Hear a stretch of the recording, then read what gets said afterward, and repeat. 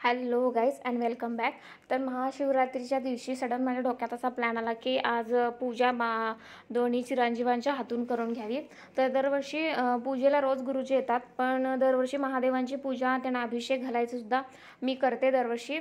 आणि यावर्षी मुलांच्या हातून अभिषेक करून घ्यावा असं माझ्या डोक्यात आलं. त्यामुळे त्यांना आंघोळ घातल्यानंतर पहिल्यांदा दोघांना मी सांगितलं होतं की आज तुम्हाला देवाचा अभिषेक करायचा आहे. तर इतर वेळेला रोज मी त्यांना पूजा वगैरे करायला लावत नाही. केव्हा तरी त्यांना असे झाले केव्हा असं काही तर सांगितलं तरी खूप इंटरेस्टनं करतात. हे माझ्यासाठी खूप मोठी गोष्ट आहे. आणि जनरली रोज मला आणि माझ्या मिस्टरांना दोघांना ते पूजा करताना बघत असतात, त्यामुळे त्यांना थोडी क्युरियासिटी असते की आपले आई बाबा नक्की काय करतात पूजेसाठी. त्यामुळे त्यांना थोडीफार त्याची कल्पना आहे. आणि आपण आपली जुनी लोकं सांगतात ना, आपण जे घरात आपण वागत असतो तेच मुलं आपलं बघून इमिटेट करत असतात. त्यामुळे जेव्हा मी त्यांना सांगितलं की तुम्हाला बाप्पाची पूजा करायची आहे, तेव्हा त्यांनी लगेच दोघांनी होकार दिला करायला. आणि आंघोळ झाल्यानंतर त्यांना दोघांना मी सोहळे नेसवले होते. 2 वर्षामागे जेव्हा ती दोघं 2 वर्षाची होती तेव्हाच मी त्यांना गणपतीत दोघांसाठी सोहळे शिवून घेतलेले होते. आणि आतापर्यंत तीच सोहळी त्यांना मी कंटिन्यू घालत आलेली आहे. आणि खूप केव्हा तरी असं सांगितलं खूप इंटरेस्टनं दोघंजणी सोहळे घालून असं वगैरे तयार होऊन छानपैकी पूजा करतात. तर त्या दिवशी दोघांना मी आंघोळ घालून पूर्ण तयार केलं आणि माझीसुद्धा आंघोळ चालू होती. आणि मगच आम्ही तिघांनी मिळून पूजेला सुरुवात केली. आणि ऑफकोर्स माझे मिस्टर व्हिडिओ शूट करत होते. आणि बघू शकताय तुम्ही ते दोघंजण मस्तपैकी सोहळं नेसून पाटावर बसून पूजा करायला तयार झाले होते. तर पहिल्यांदा त्यांच्याकडून मी पंचामृताने अभिषेक करून घेतला दोघांच्याकडून. मग त्यांच्याकडून पूर्ण पंचोपचार पूजा करून घेतली. जशी जशी मला येते तशी मी त्यांना शिकवली. परफेक्ट पूजा आपण करू शकतो, पण लहान मुलांना एवढा वेळ तेवढी सगळी पूजा सांगणं, त्यामुळे ते कंटाळतात. त्यामुळे जशी मला थोडक्यात त्यांना सांगता येतील तशी मी त्यांना पूजा करायला सांगितली. आणि दोघांनी खूप मनापासून पूजा केली. नंतर त्यांना स्थानापन्न केलं महादेवांना देवघरामध्ये.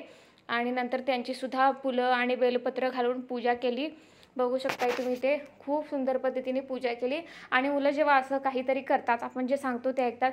त्यानंतर एका आईवडिलांना त्याच्यापेक्षा काय इम्पॉर्टंट असतं किंवा हीच खूप सुखाची आणि मोठी गोष्ट असते की मुलं आपण जे सांगतो ते ऐकतात. आणि खूप काही वेळा मी खूप लोकांकडून ऐकलेलं आहे की एवढ्या लहान वयात तुम्ही का मुलांवर देवपूजा वगैरे करायचं असं फोर्स करता. तर तसं काही नसतं. रोजची पूजा करणं वेगळं आणि केव्हा तरी तुम्ही त्यांना सांगणं ही गोष्ट एक वेगळी असते. आणि इतक्या लहान वयात सांगण्याचा हाच उद्देश असतो. हे आपले संस्कार असतात जे आपल्याला आपल्या आईवडिलांनी दिलेले असतात. आणि तेच आपल्याला पुढच्या पिढीपर्यंत हे पोचवावे लागतात. आणि एक आईवडील असणं आणि आपल्या मुलांना ते संस्कार त्यांच्यामध्ये रुजू करणं हे आपलं परम कर्तव्य आहे असं मला तरी वाटतं. त्यामुळे जेवढे संस्कार माझ्या आईवडिलांनी माझ्यावर केलेले आहेत ते सगळे संस्कार त्यांच्यावर व्हावेत. आणि ह्या सगळ्या गोष्टींची सुरुवात लहानपणापासूनच केलेली चांगली असते. कारण लहान वयातच हे संस्कार त्यांच्यावर घडवले तर ते पुढं जाऊन त्यांच्यामध्ये रुजू होतात. जर तुम्ही मोठे 7-8 वर्षाची मुलं झाली आणि त्यांना तुम्ही उद्या पूजेला बस म्हटलात तर ती अजिबात तयार होत नाहीत. कारण तेव्हा ते त्यांचं खेळण्याचं वय असतं. लहानपणापासून तुम्ही हे जे संस्कार केले तर त्यांना त्या टायमिंगमध्ये कळतं की नाही बाबा, हा आपला संध्याकाळचा वेळ आहे आणि हा आपल्याला देवासमोरच व्यतीत करायचा आहे आणि आपल्याला देवासमोर आपल्याला हात जोडून बसायचं आहे. हे तुम्ही जर लहानपणापासून त्यांच्या मनावर बिंबलं तर ते पुढे जाऊन त्या गोष्टी व्यवस्थित करतात. आणि त्यासाठी मी आता ते 3 वर्ष कंप्लीट झाले आहेत. त्यामुळे आतापासून मी थोडं त्यांना देवाच्या जे श्लोक असतात ते सगळे म्हणायला शिकवते. आणि केव्हा तरी क्युरिओसिटी म्हणून हे असे अभिषेक वगैरे किंवा पूजा असते, ह्या सगळ्या पूजा ते करायला तयार होतात. आणि ही खूप माझ्यासाठी मोठी गोष्ट आहे की माझी दोन्ही मुलं हे सगळे व्यवस्थित आणि आनंदाने करतात.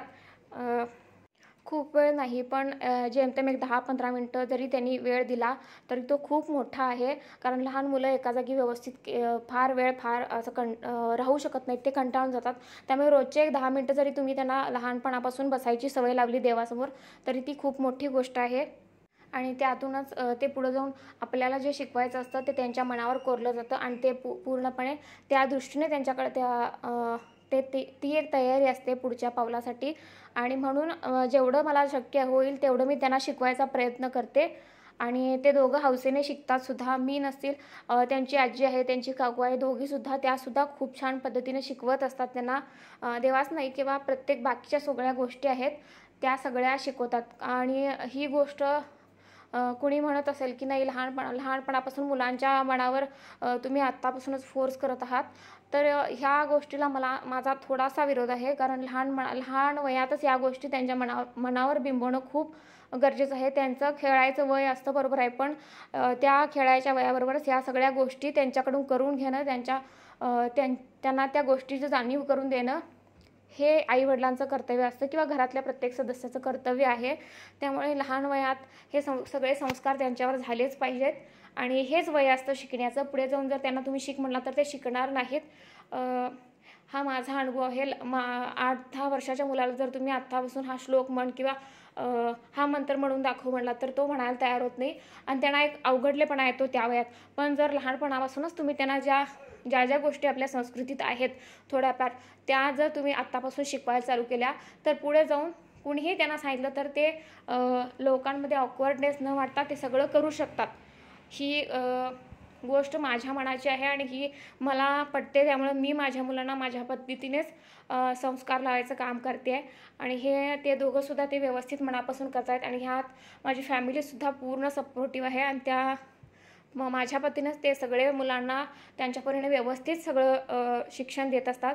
पुस्तकी नॉलेज वेगळं आणि हे रोजचं दैनंदिन जीवनातलं जे शिक्षण आहे ते घरातल्यांनीच द्यायचं असतं आणि त्यामुळे ह्या सगळ्या गोष्टी आत्तापासून शिकवणं खूप गरजेचं आहे.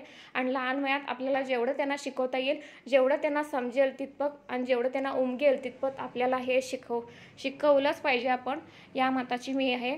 त्यामुळे बघू शकता तुम्ही इथे त्यांनी दोघांनी पूजा केलेली आहे, अभिषेक घातला महादेवांना, त्यांना त्यांच्या देवघरात त्यांना स्थानापन्न केलं, नंतर आरती केली आणि ही कर्पूर आरतीसुद्धा करता येते आणि दोघांना मी नैवेद्यसुद्धा दाखवायला शिकवला आज.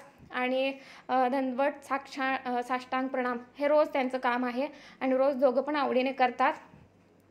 तर या गोष्टी आत्ता मला सांगाव्या लागत नाहीत, कारण त्यांना एवढ्या दिवस सवय झालेली आहे की नाही बाबा आपल्याला देवाचं जे श्लोक आहे ते म्हणल्यानंतर देवांना साष्टांग दंडवत हा घालावा लागतो. कारण मुलींनी दंडवत प्रणाम घालू नये असं म्हणतात, पण मुलांनी तो घालावा आणि देवासमोर वाकण्यात कसली आले शरम किंवा लाज, तर देवासमोर सगळ्यांनी नतमस्तक व्हावं आणि घरातल्या मोठ्यांच्या सुद्धा त्यांनी पाया पडावं.